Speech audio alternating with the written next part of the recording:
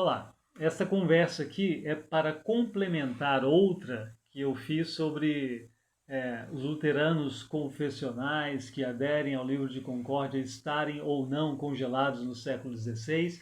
E ali um tema ou um subtema importante é o da hermenêutica, de como nós abordamos as escrituras, como nós as consideramos. E aí eu até adiantei lá no finalzinho do vídeo que eu queria ler com vocês também trechos de uma carta da pastora Luz Marina. Não sei se vocês se lembram dela. É, Luz Marina Garcia, né? Que é teóloga luterana, doutora em Direito pela UFRJ. E aqui é um problema, porque um assunto que eu quero tratar diz respeito ao direito, eu não entendo disso, então vou colocar aqui uma opinião, pedindo que quem entende de direito veja se minha opinião está completamente errada. Minha área é outra, né? Mas vamos lá, ela escreveu essa carta, me parece que em janeiro de 2024, né? E ela endereça a carta ao presidente Lula, né, e a Gleisi Hoffmann. Tá? A carta assim, tem todo um tema político aqui que não me interessa, a questão ideológica não me interessa, ou seja, os objetivos finais dela, para mim, aqui não vem ao caso. Minha questão é meramente religiosa e teológica. E, claro, né, e do direito religioso. Mas vamos lá. Nessa carta, então, ela vai discutir a participação dos evangélicos, líderes evangélicos, em momentos da história lá do PT e não sei o quê, e reclamar da falta de convite para que certos, né, evangélicos protestantes participem de algumas atitudes. E ela diz que o diálogo com as igrejas, né, o diálogo do PT com as igrejas não deveria ser levado como eles vêm fazendo, né, porque ela vai dizer assim, não, no fim das contas as igrejas vão abandonar vocês, como já fizeram e tudo mais. E ela tem algumas propostas para como solucionar esse problema, para como fazer com que as coisas se alinhem e fiquem mais duradouras nesse relacionamento e fazer com que as igrejas evangélicas deixem de ser, é isso que parece que ser o caso, uma força contrária ao que o partido quer fazer. De novo, eu não estou discutindo aqui isso, só estou contando o que é o. Bom, a carta é pública, estou contando o que está ali, né? Posso até deixar o link aqui de uma versão dessa carta. O meu ponto é só quando ela começa a apresentar a sua proposta para solucionar a questão. E eu vou ler alguns trechos assim. Como se muda isso? No âmbito geral, com política econômica, distributiva e política social de inclusão. Em termos específicos, há diferentes iniciativas que podem surtir algum efeito, como, por exemplo, uma estratégia de comunicação direcionada. No entanto, essa realidade só pode ser de fato transformada com o estabelecimento de critérios tanto para a abertura de igrejas quanto para a formação das lideranças. E aqui começa o problema, né? Ela vai propor, então, uma intervenção do Estado num controle maior, com critérios para abertura de igreja e para a formação de lideranças. O que ela vai querer fazer, então, e o que esse vídeo tem a ver com o vídeo anterior? Entendo que o partido se mova por uma lógica eleitoral, mas a lógica eleitoral, que tem caráter de curto prazo, não pode prescindir da lógica da transformação social e nem relativizar o caráter laico do Estado. E para isso, a construção do pensamento crítico é fundamental. Ela está propondo o caráter laico do Estado, mas de repente o Estado, que ela lembra que é laico, vai, segundo ela, dever controlar a religião. Né? E por isso aqui, com todo respeito, é doutora em direito, mas eu acho que tem alguma incoerência na proposta. Né? Continuando, o pensamento crítico precisa estar na base tanto de uma estratégia na área de comunicação quanto na formação educacional. Não me parece que haverá efetividade em uma campanha de comunicação direcionada aos evangélicos e às evangélicas se os conteúdos fundamentalistas não forem enfrentados. E aí, até aqui eu pensaria assim, tá, né, como que ela vai pretender enfrentar o conteúdo, entre aspas, fundamentalista? É com diálogo? É com teologia que ela vai fazer do outro lado e mostrar, não, mas isso aqui faz mais sentido? Vamos lá. E para enfrentá-los, é preciso incorporar teólogos e teólogas que tenham a capacidade de elaborar argumentos bíblico-teológicos, que promovam a releitura do arcabouço conceitual. Aqui parece que ela está puxando brasa para sua sardinha e dizendo para eles assim: ei, por favor, percebam que eu sou importante. Eu e os meus, nós somos importantes. Convoquem a gente para poder ter voz nessa disputa aí e dizer alguma coisa. E se fosse só isso, eu ainda diria assim, ainda está no âmbito do normal. Teologia se discute. Mas, no ponto 4 aqui das propostas dela, vem o grande problema. Porque ela diz, eu vou ter que ler, é um pouquinho longo, mas para que vocês entendam o que me parece grave. Né?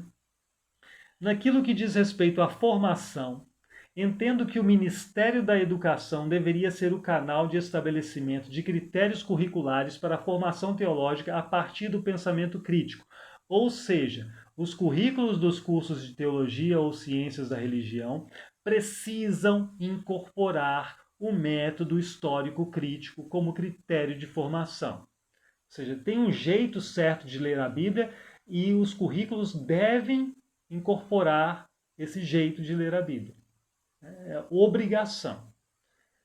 Para tal, faz-se necessário implementar avaliações sólidas dos currículos dos cursos de teologia reconhecidos pelo MEC. O Brasil não permite, vem o argumento, que a medicina, a advocacia, a antropologia ou sociologia sejam exercidas sem que os profissionais da área passem por um curso de formação criterioso. Porque os pastores e as pastoras podem? Curso criterioso para ela precisa ser pautado pelo método histórico crítico. Já é um preconceito aqui. Né? E mais, né? Porque existe esse discurso, mas é o científico, né?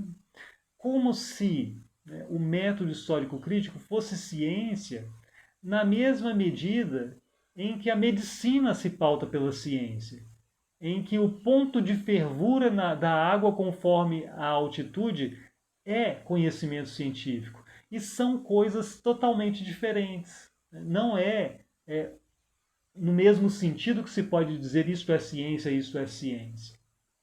É uma falácia isso. E uma falácia perigosa, porque de repente vai parecer que quem não aderiu ao método histórico-crítico é um anti-ciência, no sentido de ir contra até qualquer avanço científico da ciência dura. É um sujeito que vai negar aquilo que é óbvio pela observação da natureza. Calma, são coisas diferentes, são âmbitos diferentes. Não é ciência da mesma forma, né?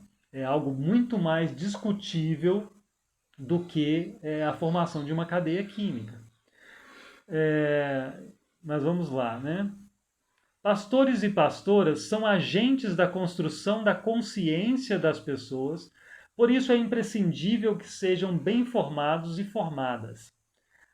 Tal formação não pode continuar utilizando uma matriz fundamentalista, não pode. E ela está dizendo isso propondo uma política de Estado, né? Não pode. Ademais, cursos online de 3 meses são insuficientes para que alguém possa ser habilitado para o exercício do pastorado ou para a condução de uma organização articuladora da subjetividade das pessoas. Então, para o funcionamento das igrejas, é preciso haver lideranças que possuam formação adequada. Então, vê, a formação tem que ser assim, segundo ela, tem que ser com um método histórico crítico, e liderança da igreja tem que ter a formação. Abrir mão desses critérios é adentrar um regime de permissividade melindroso que, a meu ver, possibilitará o retorno de um discurso religioso potencializado e de uma prática religiosa aprofundada de extrema direita, tão logo os botões do autoritarismo latente na sociedade ou do messianismo eleitoral de direita sejam acionados. Aqui ela entra na questão política, né, que não me interessa. O meu ponto que não é o que ela quer e o que ela não quer que aconteça no fim das contas. O meu ponto é o método, a estratégia que ela propõe. Minha proposta é a criação de um comitê composto por teólogos e teólogas que fará a revisão dos currículos dos cursos de formação a serem reconhecidos pelo MEC e que a formação adequada das lideranças seja um critério para a abertura de igrejas. Ela quer, é isso que está aqui, que as igrejas todas tenham pastores e pastoras que sigam um método histórico crítico. Ela não suporta a existência de um povo que, como eu comentei no outro vídeo, segundo certa perspectiva, está congelado no século XVI, ou no século XX, ou qualquer lugar. Né? Tem que estar todo mundo seguindo o mesmo método de ler a Bíblia, que não foi usado por quase 2000 anos na vida da igreja. Mas agora que é esse o método, e mais, né, não é uma proposta assim, dela para teólogos. Porque se fosse, eu ainda diria, ok, fazemos um congresso de teologia, ela aparece ali e propõe isso. Gente, nós precisamos todo mundo aderir ao método histórico crítico. Vocês estão errados, pessoal da IELB. Vocês estão errados em querer continuar pensando que essa escritura é toda inspirada e que o que ela diz é sempre verdade. Vocês têm que ter uma crítica, suspeitar, desconfiar daquilo que está escrito nas escrituras. Vocês precisam. Eu diria assim, considero isso uma péssima teologia, mas a gente está aqui para discutir. Né? Vamos pensar isso aqui, deixa eu tentar mostrar o meu lado, né? Deixa eu tentar mostrar por que, que a gente quer continuar valorizando as escrituras como nós valorizamos. Eu ia dizer isso, mas ela não está propondo isso para teólogos, ou teólogas, como ela gosta de sempre dizer, ela está propondo isso para políticos, e propondo que isso seja implementado pelo Estado. Isso é assustador, porque isso fere completamente, de modo muito óbvio, a liberdade religiosa.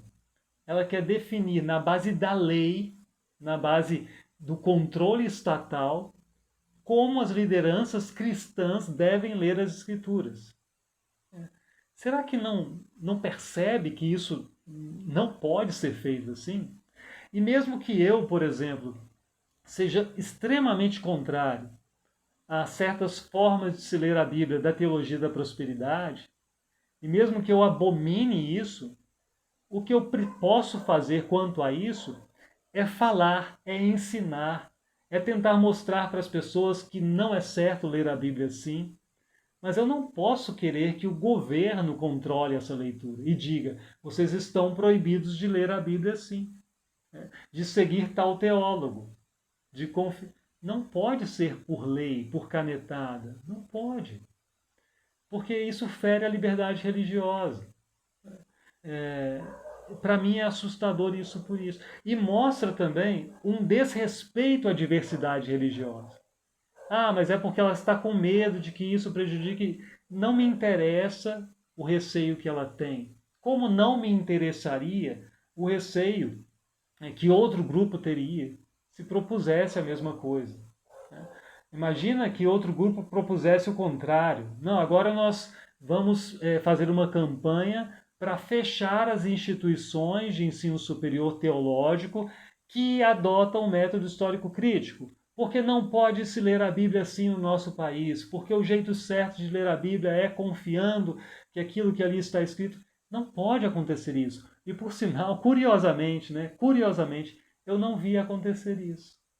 Eu vejo muita gente criticando o método histórico crítico, muitos que fazem isso até sem conhecê-lo bem, até sem terem lido um livro fundamentado em um método assim, mas sempre propondo isso para a igreja, sempre argumentando, sempre dizendo não pode, até às vezes usando palavras duras, é heresia e tudo mais, mas eu nunca vi, talvez exista, mas eu nunca vi alguém dizendo assim, a gente precisa fazer um abaixo-assinado para ter uma lei para proibir. A gente precisa fazer uma manifestação para não publicarem mais livros sobre isso. A gente precisa ir lá na bancada evangélica e apertar esse pessoal para votar uma lei que proíba a abertura de faculdades de teologia com essa perspectiva. Sempre a reclamação vai ser assim, não, mas há uma pressão conservadora nesse sentido teológico e tal, mas é algo do âmbito das instituições eclesiásticas, vão dizer. Não algo do âmbito da lei.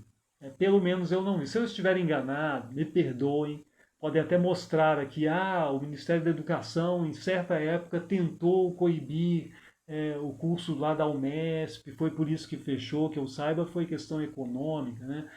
Mas eu não sei. Me assusta muito alguém que quer valorizar a diversidade religiosa por um interesse próprio, querer cercear essa liberdade religiosa. Me assusta muito e me preocupa. Não me parece nada saudável. Mas, como eu não sou formado em direito, eu não sei se eu estou exagerando. Sei que tem gente formada em direito e gente que lida com direito religioso, que deve assistir algum vídeo meu. Espero que assista esse, que possa, num comentário, quem sabe, lançar um pouco de luz. Eu não vi muita repercussão dessa carta aqui, da Luz Marina. Que bom, acho que ninguém levou a sério o que ela disse aqui. Acho que eu não vi nenhuma reação do governo, eu não vi nenhuma repercussão assim, nem no âmbito teológico mesmo. E acho bom que tenha sido assim. Imagino que muita gente, até os destinatários da carta, tenham percebido que isso aqui não condiz com o Estado laico. Acho que devem ter percebido. E acho que outros teólogos mais progressistas também devem ter percebido que ela errou a mão na sua proposta. É difícil, é difícil às vezes manter a coerência, eu entendo. Principalmente quando a pessoa é movida por uma paixão. Voltemos às Escrituras, até para termos, assim, um coração sábio, e aquietarmos diante de situações controversas como essa. Eu volto às Escrituras, nelas confiando e crendo que são palavra inspirada de Deus e que eu não preciso suspeitar do que ali está escrito, mas me nutrir do que ali está escrito, em sua inteireza. Fez sentido? Conheci a carta? Ficou clara a minha proposta? Eu não quero que ninguém seja coagido a ler a Bíblia como eu leio. Eu quero apresentar essa forma de ler e quero que respeitem que existe isso.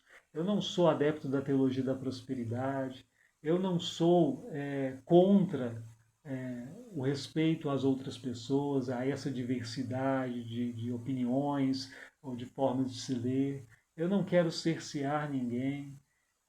Eu não sou do século XVI, mas aqui estou também dizendo, gostaria de ser respeitado na minha forma sincera de crer e ler as Escrituras. E, felizmente, eu acho que, em geral, eu sou. Que continue assim. Bênção de Deus, um grande abraço e até a próxima.